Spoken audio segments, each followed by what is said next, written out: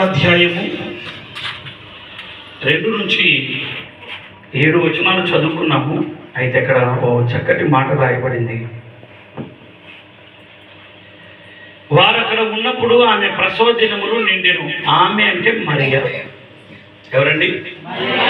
మరియమ్మ. మరియమ్మ అని సంబోధిద్దాం. మరి అంటే మనతో పాటు వయసు అవుతుంది. మరియమ్మ తల్లిగారు, యేసుక్రీస్తు ప్రభు తల్లి మరియమ్మ. ఆమె గర్భవతి అయింది పరిశుద్ధాత్ముని ద్వారా. అయితే నెలలు నిండే ఇదే చలికాలం. ఏ టైం? ఇదే చలికాలంలో మరియమ్మ తల్లి గారి నెలలు నిండే. జనసంఖ్యలో జనాభా లెక్కల్లో రాసుకోవడానికి వారు వెళ్ళారు. అయితే ఇప్పుడు ఇలా నెలలు నిండినప్పుడు ఆమె డెలివరీ అయ్యే టైం చాలా దగ్గర ఉంది. ఇక ఇప్పుడు అప్పుడు అన్నట్టు ఉంది. ఆ బెత్లెహేము ప్రాంతములు అందరి ఇళ్ళు తట్టారు. ఎవరు? యవనస్తుడైన యోసేపు. ఎవరు? యవనస్తుడైన యోసేపు అందరి ఇళ్ళు తట్టాడు. ఏ ఇల్లు తట్టినా డోరు కొద్దిగా తీసి వెంటనే మూసేస్తున్నారు. ఎందుకు? జనాభా లెక్కల్లో రాయించుకోవడానికి అందరూ వచ్చేసారు. దండిగా వచ్చేసారు. ఎక్కడెక్కడి నుంచో వచ్చేసినారు. ఈ ఊర్లో ఉన్న మనమే ఈ మందిరంలో ఎంతమందిగా ఉంటే జనాభా లెక్కలు రాసుకోవడానికి ఆ టైంలో అందరూ ఒకటి చోటికి చేరుకున్నారు. ఏ ఇంట్లో చూసినా జనాలు ఫుల్ అయిపోయారు. అయితే ఎందుకు పాపం యవనస్తుడైనటువంటి యోసేపు, నెలలు నిండిన మరియమ్మ తల్లి అందరినీ అడుక్కుంటున్నాడు ఇంట్లో. మా తల్లి తలుపు తీయండమ్మా, నా భార్య గర్భవతి ఉంది, ఇప్పుడప్పుడు కంటారు తల్లి, కొంచెం స్థలం ఇస్తే పొద్దున్నే వెళ్ళిపోతామమ్మా అని చెప్పి ఎంత బతిమలాడుతున్నప్పుడు ఇలారా ఒక్కరు కూడా తలుపు తీస్తున్నారు కానీ లోపలికి పిలిచడం లేదు.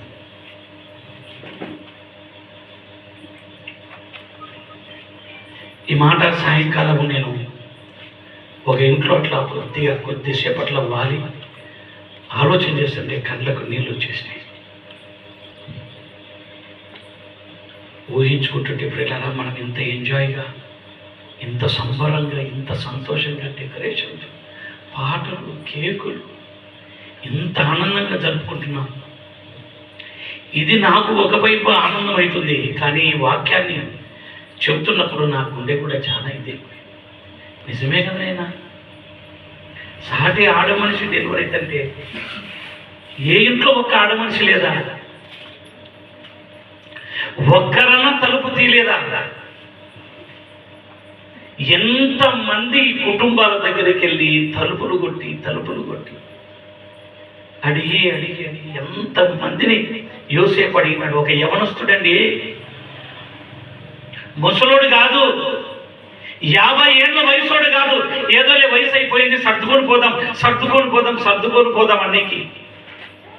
అప్పుడే ఎంగేజ్మెంట్ అయిన వాడు, అప్పుడే ప్రదానం చేయబడిన వాడు తలుపులు కొడుతుంది. నేను అనుకున్నా అతడి గురించి మత్తయి సువార్తలో రాయబడింది 19వ వచనంలో.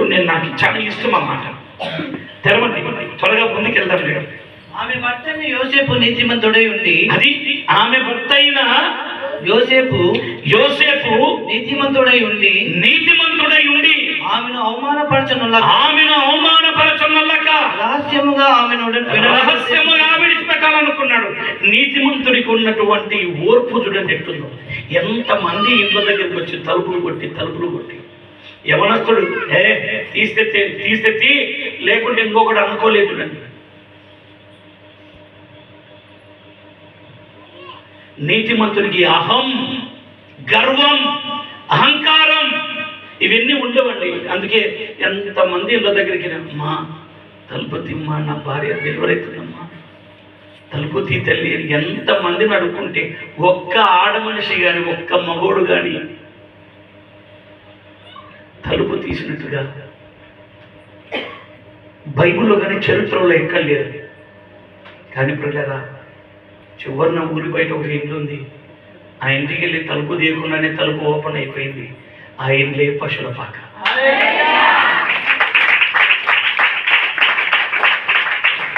ఏమండి? కొన్ని ఏండ్ల నుంచి నా మనసులో వేదన పడుతున్నది. ఆ ఇల్లు నా ఇల్లు ఒకటే ఉండేది. అర్థం కాలేదా? ఆ ఇల్లు నా ఇల్లు ఒకటే రకం ఉన్నది. అలాంటి ఇంట్లో నేను కూడా నివాసం చేశాను. ప్రభువా, ఈరోజు స్వర్గాలపేటలో నా బిడ్డలకు ఒక అర్ధగంట సేపు పర్ఫెక్ట్గా వాక్యం చెప్పాలనుకున్నాను. పాతకాలంలో ఒక సామెత ఉండేదండి, సంసారి సై సన్యాసి చీ.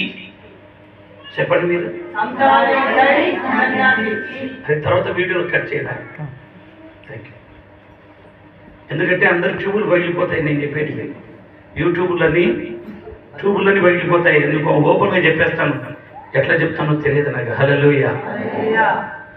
సంసారి సై సన్యాసి చీ. సంసారి ఒక్కరు కూడా తలుపు తెలియదు. కానీ నోరు లేని పశువుల పాకలో తలుపు తీయకుండానే అదే ఓపెన్ అయిపోయింది.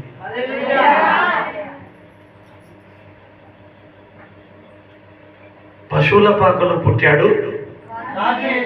ఆమేన్. హల్లెలూయా. ఎక్కడ పుట్టాలంటే ఎక్కడైనా పుట్టగలడు. నేను నమ్మిన నజరేయుడైన యేసు. రాజాంతపురంలో పుట్టగలడు, బిలియన్స్ కొంపలో కూడా పుట్టగలడు. కానీ ఒక పశువుల శాలలో, ఒక పశువుల పాకలో తల్లి మరియమ్మ గారు ప్రసవించటానికి నోరు లేని మూగజీవులు ఆయనకు స్థలం ఇచ్చినాయి. ఏమిచ్చినాయి? ఏమిచ్చినాయి? స్థలం అంటున్నారు. ఏ స్థలం? స్థలాలు దండికి ఇచ్చినారు కదా, ఇంకేమి ఇళ్ళ కావాల మీకు? ఏమండి స్థలాలు ఇచ్చింది? స్థలం ఇచ్చింది ఏమి? పశువులు. నోరు లేని పశువులు స్థలం ఇచ్చాయి. వింటున్నారా? ఏమి స్థలం ఇచ్చినాయి? ఏదో కొంచెం ఉద్యమంతో చెప్పండి. చేయతి నాకు వినపల్లే, కరెక్ట్గా రావాల సౌండ్. నోరు లేని పశువులు అది చెప్పండి గట్టిగా. నోరు లేని దించండి. ఇప్పుడు నోరున్న మనిషి ఏమైనా ఈ రెండిట్లో ఏది బెటర్ చెప్పండి. కరెక్ట్ ఏ మన చెప్తారా? నాకు కూడా అదే అనిపిస్తుంది. ఏంది అనిపించేసింది. నోరున్న మనిషి తలుపు తెరవలేదు, నోరున్న మనిషి స్థలం ఇవ్వలేదు. ఆమె ప్రసవదేవుని నుండి ఆమె చక్కగా హాయిగా ప్రభు కృపతో, ప్రభు దయతో ఆమె పశువుల పాకలో చక్కగా ఆమె డెలివరీ అవడంతో వెంటనే తన తొలిచూలు కుమారుని కని. ఏ కుమారుని? ఫస్ట్ కొడుకు పుడతానే మన ఉయ్యాలు ఎట్లుంటాయి? పూలతోనూ డెకరేషన్తోనూ గంటలు గిలిగిలిగిలిగా ఉంటారు. పిల్లడు బాగా ఆడుకుంటాడు. ఏం ఉయ్యాలి కదా, ఏం ఉయ్యాలి కదా. మన తొలిచూడు కొడుకును ఫస్ట్ కొడుకు పుడితే ఆ ఆనందం, ఆ ఎనర్జీ, ఆ సంబరం ఇంకా ఏం చెప్పకుండా మీరు వీడియో చేస్తున్నాడు. వీడియో చెప్పండి. నాకు అదే ఏమంటా మీసము నిలేసి వీలైతే తొడగొట్టుకున్న నరం కూడా తెగొట్టుకున్న కూడా చాలా మంది. కానీ యేసయ్య పుట్టినప్పుడు తన తొలిచూడు కొడుకుని తీసుకెళ్ళి పశువులు తాగే కుడితి నీళ్ళ తొట్టిలో ప్రభుని అక్కడ పండబెట్టబెట్టాడు. ఎక్కడండి? పశువుల తొట్టిలో పరుండబెట్టబడ్డాడు. ఎవరు? ప్రభువా. ఎవరు? యేసు ప్రభు వారు ఎక్కడ పండబెట్టబడ్డాడు? మనం ఇంట్లో తిని పడేసిన కుడితి నీళ్ళు, ఎంగిలి నీళ్ళు, చేతులు కరిగిన నీళ్లు, ముసురు నీళ్లు, ఆ నీళ్లు తీసుకెళ్లి పశువులకు పోస్తే ఆ పశువుల తొట్టి, అవి కుడితి నీళ్లు తాగే తొట్టిలో యేసు ప్రభు వారు అక్కడ పరుండబెట్టబడ్డాడు. మీరు తెరవండి, వాక్యం ఒకసారి చూపిస్తాను, చక్కగా చూడండి. కీర్తన గ్రంథంలో మాట ఉంటుంది, అద్భుతమైన మాట. కీర్తన గ్రంథం భూమియు 24వ కీర్తన 1వ వచనం. భూమియు దాని సంపూర్ణతయు లోకమును దాని నివాసులు యెహోవావే. ఎవరి వంటమ్మా? భూమి ఆయనదే, లోకం ఆయనదే, దాని సంపూర్ణత ఆయనదే, ప్రభువైన యేసుక్రీస్తుదే. కానీ ఆయనకే ఏ భూమినైతే ప్రభు సృష్టించాడో 3 భాగాలు నీళ్లు కలగజేసి ఒక భాగాన్ని భూమిని సృష్టించిన ఆ ప్రభువుకే భూమి మీద ఆయన వచ్చినప్పుడు ఆయన పండుకోవడానికి ఇంత స్థలం లేదు. మన ఇంట్లో బాగా చెప్తున్నానన్నా, యేసయ్య నిన్ను దీవించిన గాక. నువ్వు ఆ మాట బీరు అంటావని తీసుకెళ్ళి అడబడేశాడు. బీరువాకు స్థలం, ఫ్రిడ్జ్కు స్థలం, కూలర్కి ఒక స్థలం, డైనింగ్ టేబుల్కి ఒక స్థలం, సోఫా సీట్కి ఒక స్థలం, దివాన్ కాట్కి ఒక స్థలం, డ్రెస్సింగ్ టేబుల్ అంటే డ్రెస్ చేసుకున్నప్పుడు చూసుకునేది డ్రెస్సింగ్ టేబుల్, ఇంకా washing machine, washing powder Nirma మీ నాయన చేసిన కర్మ అని వాషింగ్ మిషన్ కూడా ఏంటిది పాతకాలంలో వచ్చేది అడ్వర్టైజ్మెంట్ బ్లాక్ అండ్ వైట్ టీవీలో, వాషింగ్ పౌడర్ నిర్మ మీ నాయన చేసిన కర్మ అదేనా? వాషింగ్ మిషన్కి వస్తాం, బైక్ పెట్టుకొని కాలు పెట్టుకొని కుక్కని కట్టేసుకొని కూడా స్థలం. కానీ ఎవరికి స్థలం ఇవ్వలే? చూసినారా మనిషి ఎట్టటోడో చూడు. యేసయ్యకు స్థలం లేదు కానీ ఇంట్లో అన్నిటికి ఉంది. చెప్పులు స్టాండ్కు స్థలమే. ఇప్పుడు చెప్పుకున్న లిస్ట్ అంతా చూస్తే ఒకసారి మీరు ఇంటికి పోయిన తర్వాత ఇది ఆలోచన చేయాలి. ఖచ్చితంగా ఆలోచన చేస్తారు కూడా. ఇంట్లో ఇన్ని చోట్ల ఇన్ని దానిలోకి స్థలం ఉన్నప్పుడు నీ గుండెలో, నేను ఎందుకు దాన్ని హైలైట్ చేస్తున్నానంటే, పశువులు దాగే కుడితినుల తొట్టి. చెప్పండి విత్ యాక్షన్.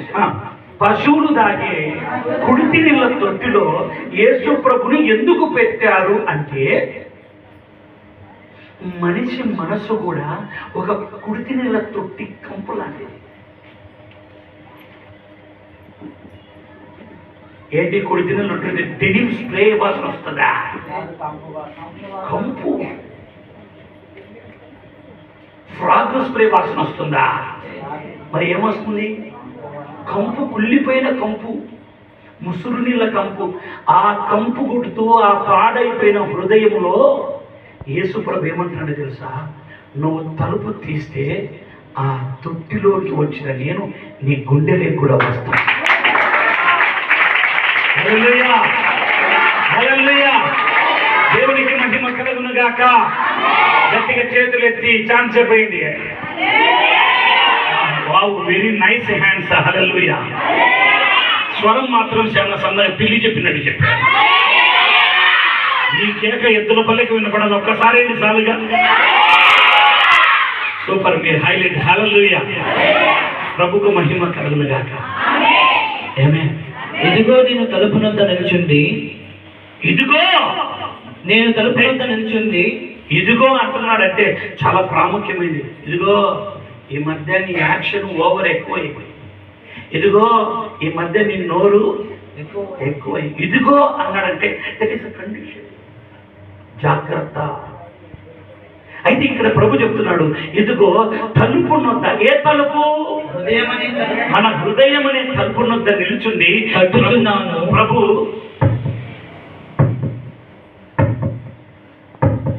తడుతున్నాడు. ఎవడైనా నా స్వరము విని తలుపు తీసిన ఎడల, ఎవరైనా నా స్వరము విని తలుపు, ఏ స్త్రీ అయినా, ఏ పురుషుడైనా, ఏ వృద్ధుడైనా, తలుపు తీసిన ఎడల, ఏ పీతవాడైనా, ఏ ధనవంతుడైనా, ఏ నల్లోడైనా, ఏ తెల్లోడైనా, ఎవడైనా, ఏ చదువుకున్నోడైనా, ఏ చదువు లేనోడైనా, ఏ డిగ్రీ చేసినోడైనా, ఏ ఎంకామ్ చేసినోడైనా, బీటెక్ చేసినోడైనా, సీటెక్ చేసినోడైనా, ఈటెక్ చేసినోడైనా, ఏ టెక్ చేసినోడైనా కానీ నీ హృదయం అనే తలుపును దేవుని వాక్యం చేత తడుచున్నప్పుడు, దేవుడు తడుతున్నప్పుడు నువ్వు తెరిస్తే, నేను అతని యొద్దకు వచ్చి, నేను అతని యొద్దకు వచ్చి, అతనితో నేనును, అతనితో నేనును, నేను, నాతో కూడా అతడును, ఏమంటున్నాడు? అతనితో నేను, నాతో కూడా అతడును భోజనము చేయుదుము. బైబిల్ నిద్రపోతుంది, నేను నిలబెట్టాను. హల్లెలూయా. అన్న శిష్యుడు వాడు. చాలా మేమిద్దరం చాలా క్లోజ్. చాలా విషయాలు ఉన్నాయి మా ఇద్దరికి, మీకు ఎవరికి తెలియదు. నిలబడితేనే చాలా బాగున్నాం.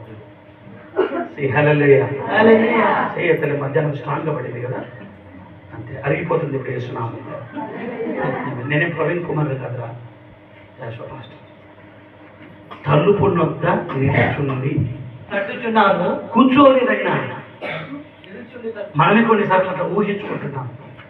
కూర్చోలేదు, పురుషుడు మీరు ఎంత చక్కగా కూర్చున్నారు, ఎంత హాయిగా ఉంటారు. గడ్డ కింద చేయబెట్టుకొని ఋషులు కమండలో పెట్టుకునే వాళ్ళంట. ఏంటిది? అట్లా చాలా మంది ఇలా పెట్టి ఉంటారు. కానీ స్వర్గాల పిల్లలు ఒక్కరు కూడా గడ్డ కింద చేయలేదు. మిమ్మల్ని దేవుడు ప్రభావితం చేశాడు. The God's inspire in your life. Hallelujah. దేవుడు మిమ్మల్ని ప్రోత్సహిస్తున్నాడు. హల్లెలూయా. ఇక్కడ ఎవడు కనపడడానికి వీలు? ఆయన నిలబడ్డాడు, నీ తలుపును తడుతున్నాడు. ఇప్పుడు నువ్వు ఆయన తలుపు తీస్తే అదే స్టూపిడ్. ఎవడైనా నా స్వరము విని, ఎవడైనా నా స్వరము విని, నా స్వరం కాదు, యేసయ్య స్వరం, యేసయ్య స్వరం విని తలుపు తీసిన ఎడల, తలుపు తీసిన ఎడల నేను అతని యొద్దకు వచ్చి, నేను అతని యొద్దకు వచ్చి, అతనితో నేనును, అతనితో నేను, నాతో కూడా అతడు, నాతో కూడా అతడు భోజనము చేయుదుము. భోజనం చేతులు సహవాసం చేయదు. హల్లెలూయా. ఆమేన్. హల్లెలూయా. ఈ రోజు పశువుల తొట్టులో పశువులు ఆ కుడితి నీళ్ళు తాగి, ఇప్పుడు యేసు ప్రభు ఆ కుడితి నీళ్ళ తొట్టులో ఉన్నాడంటే దానికి నీళ్లు కావాలి కదా. ఏం తలకాయ ఊపిరి ఎట్లా కావాలి కదా, తాగాలి కదా. మరి ఈ నోటి ఎట్లా తాగుతాయి? అవి తాగడం కూడా మానేసి ఆయనకు స్థలం ఇచ్చినాయి. ఇదే మధ్యాహ్నం భాగ్యమ్మ అందరికీ అన్నం వండుతూ, ఈ పరిచారకులకు పనులు చేసిన వాళ్ళందరికీ భోజనం పెడుతూ, ఆ అన్నం పప్పు చివరికి వచ్చేసింది. కారం ఒకటి ఉంది. భాగ్యమ్మ, మొత్తం మీరు అంతా తిన్ననైనా మేము ఆ కారమైన తింటాం లేదు, మాకేం పర్లేదు, మేము ఈ ఊరోళ్ళమే, మీరు వచ్చిన వాళ్ళు ఎక్కడి నుంచి వచ్చిన వాళ్ళు ముందు తినండి అయ్యా అన్నప్పుడు నేను చాలా సంతోషపడ్డాను. ఆ మాట కూడా వింటుంటున్నాయి. వాళ్ళు పెడుతున్నప్పుడు వాళ్ళ ముఖ కవలికలు, వాళ్ళ మనస్సు, వారు మాట్లాడే స్వరాన్ని కూడా విన్నాను. మధ్యాహ్నం నేను తింటున్నప్పుడు ఇక ఆ స్వరం విన్న నేను ఏం చేశానంటే కొంచెం క్వాంటిటీ తగ్గించాను. తూకాన్ని ఏం చేసినాను, తగ్గించాను. ఇంకా తినలేదు ఎక్కువ. ఇంకా సార్ మన సిస్టమ్ ఇంతే ఉంది. హల్లెలూయా. ఆమేన్. రాత్రికి ఎప్పుడు తింటామో ప్రభుకే తెలుసు. ఆమేన్. హల్లెలూయా. అంటే ఇప్పుడు ఆ పశువులు తాగే కొడితిన్నలతోటి బంద్, యేసు ప్రభు అక్కడ హాయిగా నిద్రపోతున్నాడు. పశువుల్ని ఎందుకు కలగజేసినాడు రా అని నేను ఆలోచన చేస్తే నాకు అప్పుడు అర్థమైంది, పశువులే బెటర్ రా. హల్లెలూయా. పశువులే బెటర్. పశువులు స్థానం ఇచ్చాయి. నక్కలకు పొరియలను, ఆకాశ పక్షులకు గూళ్ళున్నవి కానీ మనిషి కుమారుడైన యేసు ప్రభు తలవాల్చుకున్నకు స్థలం లేకపోతే. మనిషి మనసులో ఎన్ని పెట్టుకుంటాడు కదా. ఇంట్లో దివాన్ కాటు, ఫ్రిడ్జు, ఈ కాటు, ఆ కాటు, కుక్కను కట్టించేది కూడా స్థలం పెట్టుకుని ఇన్ని పెట్టుకుంటావే. ఇక్కడ యేసు క్రీస్తు వచ్చినప్పుడు నీ తలుపు తడుతున్నప్పుడు నువ్వు స్థలం ఇవ్వలేమనేది ఆయనకి.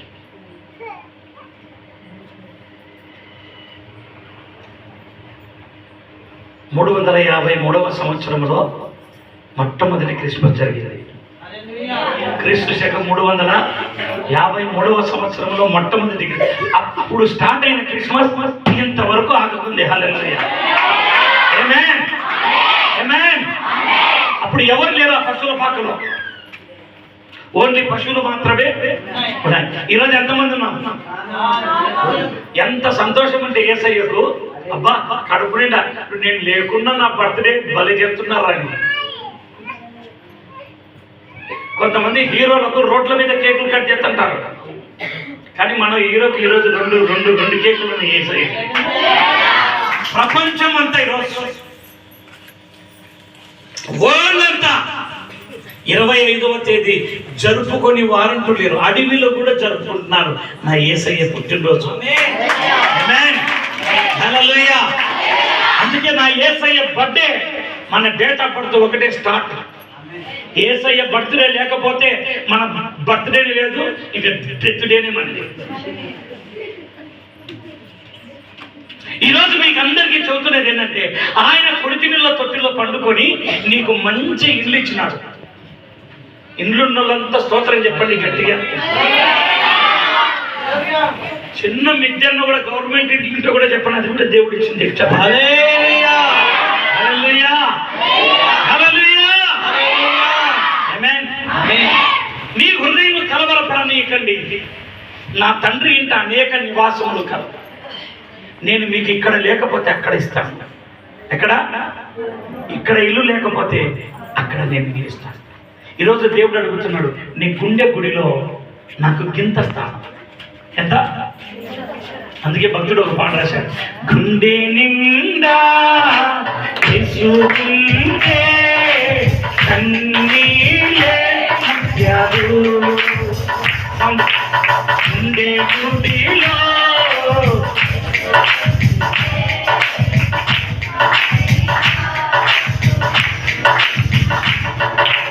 గుండె నిండా యేసు ఉంటే కన్నీళ్ళే ముత్యాలు, గుండె గుడిలో అడుగుంటే సిద్ధమైన సంతోషం. గుండె నిండా యేసు అందరూ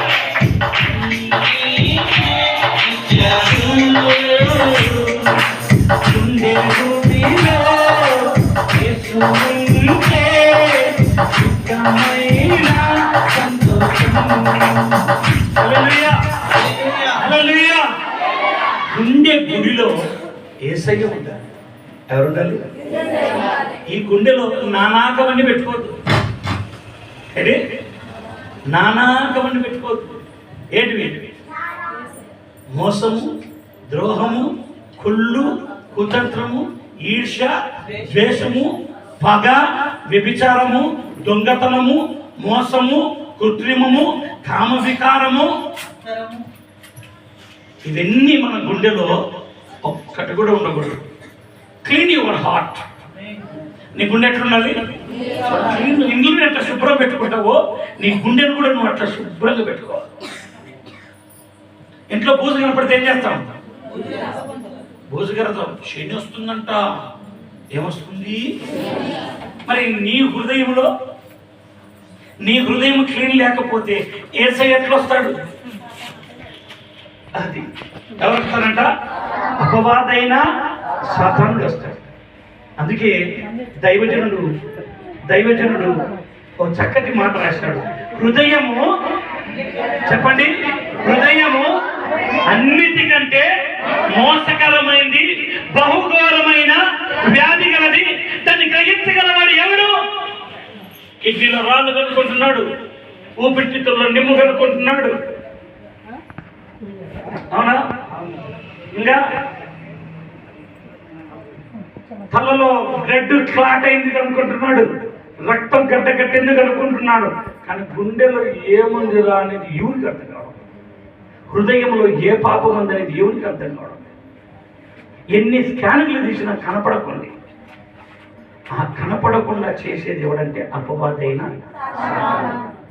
కానీ యేసయ్య ఏమంటున్నాడంటే, పశువుల పాకలో పశువులు నాకు స్థలం ఇచ్చాయి, కుడితి నీళ్ళు తాగే తొట్టిలో నేను పండుకున్నాను, నీకు గొప్ప స్థానం ఇచ్చినాను, నీకు చక్కటి మందిరాన్ని ఇచ్చినాను, నిన్ను పోషించడానికి ఆత్మీయంగా దైవజనుని ఇచ్చినాను, నీ కన్నీళ్లు తుడవడానికి ఇదిగో మహిమోన్నతమైన దేవుని వాక్యం ఇచ్చినాను.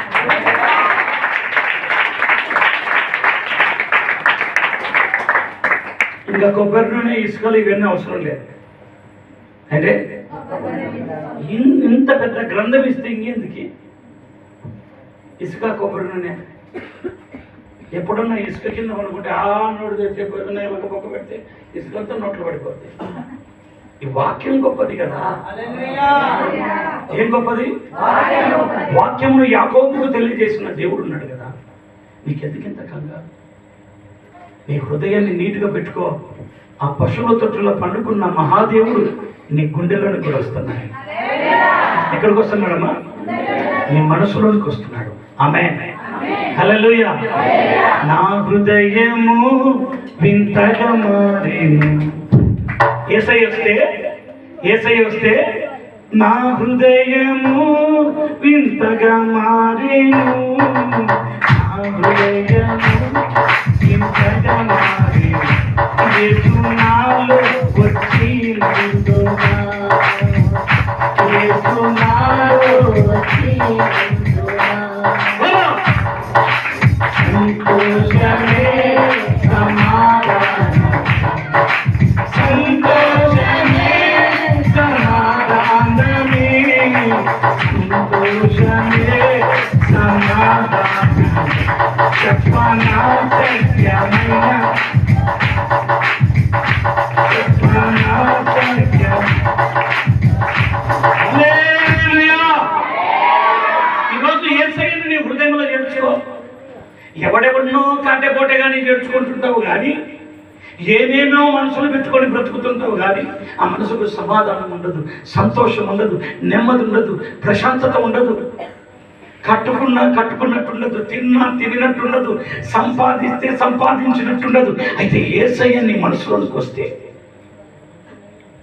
నీ జీవితంలో ఒక నూతనమైన క్రియ ప్రారంభమవుతుంది. ఆమేన్. అందుకే భాగ్యమ్మ కారణమైనా ఉందాం. అది దేవుడుంటే వచ్చే ఆనందం ఏంటి? యేసయ్యను మన హృదయంలో పెట్టుకునే గొప్ప ఆనందం. ఆమేన్. అందుకే ఆ పశుల పాకల కృతి నీళ్ళ తొట్టిలో పండుకున్న యేసు ప్రభువు మన పాపముల కొరకు, నీ హృదయంతో నా హృదయంతో చేసిన పాపాన్ని కొరకు ఆయన హృదయంలో పల్లెపోటు పొడవు. ఎక్కడ? నువ్వు చేసిన, నేను చేసిన పాపం కొరకు, నీ పాప హృదయాన్ని మార్చుట కొరకు, నిన్ను పరిశుద్ధురాలిగా చేర్చుట కొరకు ఆయన గుండెలో పోటు పొడవబడి కిరీటం తరతరములు ఉండున, పేర్లు ప్రఖ్యాతులు ఏమి ఉండవండి. గత కాలంలో మనకు అర్థమైంది, కరోనాలో ఎంతమంది ఏం పోగొట్టుకున్నారు, ఏమేమి ఎట్లెట్ల పరిస్థితులు అయినాయి మీకు తెలియదా? తెలియదా? ఒంటి మీద బట్ట, కంటికి కునుకు లేక అన్నానికి అల్లాడిన వారు కూడా ఉన్నారు. పిల్లలకు దూరం అయిపోయి ఎర్రి కేకలు వేస్తున్న వారు కూడా, ఆ కేకలు కూడా మనకి విన్నాం. ఎక్కడో క్వారంటైన్లో పడిపోతే దిక్కు దేశలేని పరిస్థితుల్లో కూడా చచ్చిపోతే మున్సిపాలిటీలు కూడా బతకలేకపోయారు. మనకు బాగా అర్థమైనవి. ఈరోజు మన మనసు ఎలా ఉంది, మన హృదయం ఎలా ఉంది, మనం ఎలా ప్రవర్తిస్తున్నాం, ఎలా బ్రతుకుతున్నాం, ఎలా జీవిస్తున్నాం. నీ సంపాదన కాదు, నీతో ఏది ఒక్క నూలు పోగు కూడా రాదన్న విషయం గుర్తుపెట్టుకొని, ప్రభా ఈ గుడిలో నువ్వు రానైనా నాకు తెలియదు. నా హృదయం నువ్వు వస్తే నా మనసు మారుతుంది, నా హృదయం మారుతుంది. బట్టలు కాదు మారాల్సింది, గుండు కాదు మారాల్సింది, గుణం మారాలి. ఏం మారాలి? గుణం మారాలి. బట్టల్లో లేదు, బతుకులు మారాలి. చెప్పండి, బట్టల్లో బతుకు